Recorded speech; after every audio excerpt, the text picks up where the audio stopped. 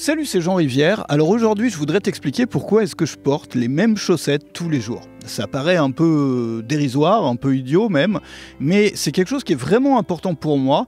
Et j'ai écrit un article pour expliquer ça et pour donner des idées aux gens que ça peut aider et à qui ça peut donner des déclics qui peuvent être utiles. Et cet article s'appelle « Je porte les mêmes chaussettes tous les jours » et je vais le partager avec toi aujourd'hui. Je porte les mêmes chaussettes tous les jours. Il y a 6 ou 7 ans, j'avais trouvé un modèle simple et confortable qui me plaisait bien et j'en avais acheté 20 paires.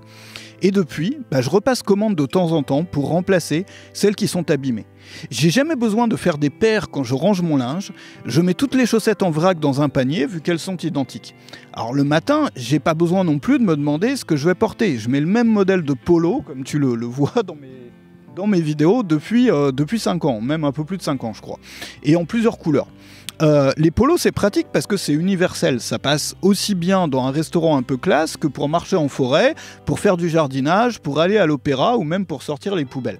Ma passion pour les polos elle date de l'époque où je voyageais à plein temps parce que c'est un vêtement qui peut se porter partout et qui permet donc de réduire la taille d'une valise. Alors j'ai aussi 3 chemises, le même modèle, dans des couleurs différentes, que je porte pour les mariages, les enterrements et pour filmer des vidéos sérieuses. Et mes jeans, comme tu le vois aussi sur les vidéos, souvent, ils sont identiques aussi. J'ai passé du temps à trouver un modèle qui me plaît et je n'achète plus que celui-là.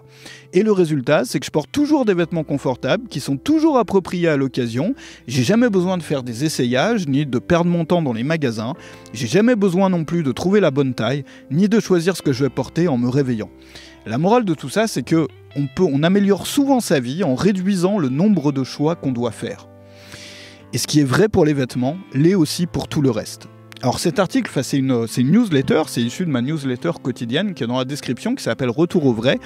Et c'est un peu la base de ma philosophie finalement. C'est, tu sais, on pense souvent que la liberté c'est d'avoir plus de choix, plus de choix, plus de choix, plus de choix. Moi je me suis construit une vie à un moment dans laquelle j'avais des choix qui étaient quasiment illimités, parce que j'avais tout construit pour ça. Et je me suis retrouvé pas mal de fois complètement paralysé par toutes ces possibilités.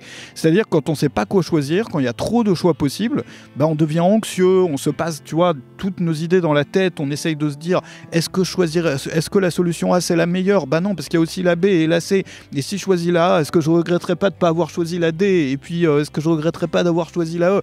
Et du coup au final on passe, regarde, l'anxiété par exemple, moi je vois beaucoup de gens qui sont anxieux et parmi les entrepreneurs ou les créateurs, et l'une des grandes causes de leur anxiété c'est qu'ils ont trop de possibilités, il y a trop de choix. Alors évidemment sur certaines choses c'est important d'avoir le choix, mais on se trouve beaucoup plus libre finalement quand on réduit les choix sur les choses qui ne sont pas importantes pour nous. Il est bien évident que quelqu'un par exemple qui est passionné de mode, de vêtements et tout, il va préférer choisir ses vêtements tous les matins.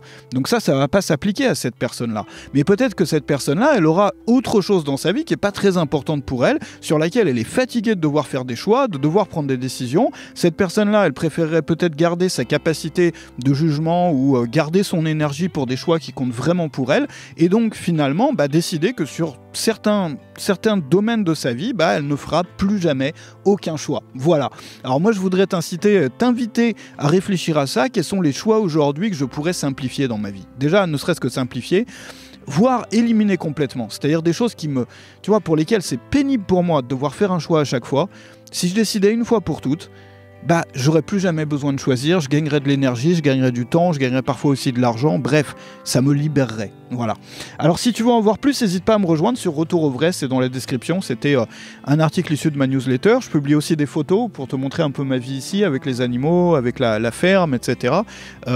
C'est des emails que j'écris pour les créateurs du web, mais qui veulent revenir au vrai, qu'on en marre des trucs un peu, devenons riches par les NFT, etc. Enfin, tu vois, des gens qui veulent se créer une activité pour être libre, pour pouvoir vivre à la campagne, pour pouvoir vivre, plus naturellement, plus vrai, en fait, que le mode de vie qu'on nous propose aujourd'hui et qui rend les gens tellement malheureux. Donc on parle de création, on parle aussi de vie en général, on parle d'équilibre aussi pas mal. Bon, les sujets ils changent un peu selon mes humeurs et puis c'est parti pour continuer pendant un certain temps.